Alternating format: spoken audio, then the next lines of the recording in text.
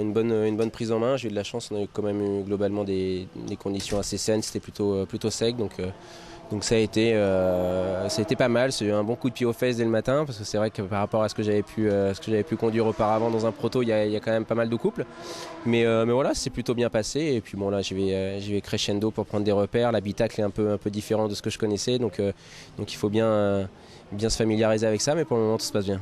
Qu'est-ce qui t'a le plus bluffé pour conduire cette voiture? Le cockpit, le diesel que tu n'entends pas?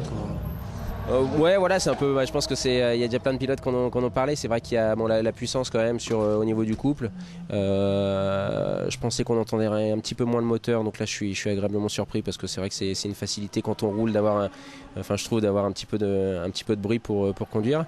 Et puis une voiture aussi hyper directionnelle. C'est vrai que c'est une voiture qui est très incisive et j'étais un peu surpris avec ça. Quelle a été ta réaction quand tu as appris que tu allais faire les 24 heures du Mans avec une voiture, la voiture vainqueur en titre?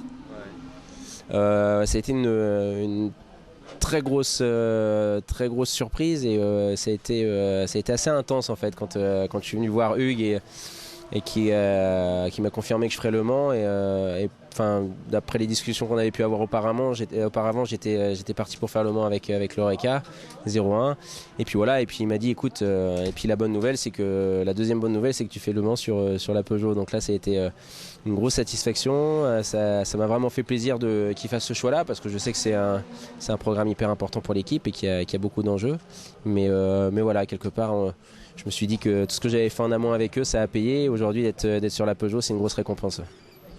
Question un petit peu plus Michelin, qu'est-ce que tu peux dire sur les pneus et l'endurance? Qu'est-ce que tu attends des pneus? Quel est le rôle? Qu'est-ce qui est particulier sur ce type d'épreuve? C'est la constance qu'on attend, c'est pas forcément la perfo, mais c'est vrai que le Mans et les courses d'endurance, on a besoin vraiment de constance. Donc c'est surtout ça qu'on recherche, réussir à avoir un package vraiment globalement très constant.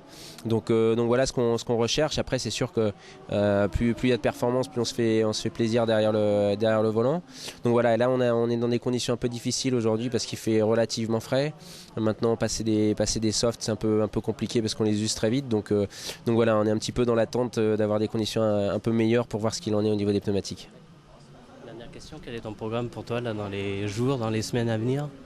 Donc hier en fait j'étais en test à Suzuka en Super GT au Japon. Là je reste donc les 2 jours de test au Paul Ricard. Je repars après au Japon puisque j'ai une course là-bas dans 10 jours. Et puis globalement bien me préparer pour les 8 heures du Castellet. On aura pas mal d'essais par la suite et puis les 24 heures du Mans. Donc voilà, c'est pour le programme endurance. Et puis ensuite essayer d'allier tout ça avec ce que je dois faire également au Japon. Merci. Merci. Merci beaucoup. Michelin, une meilleure façon d'avancer.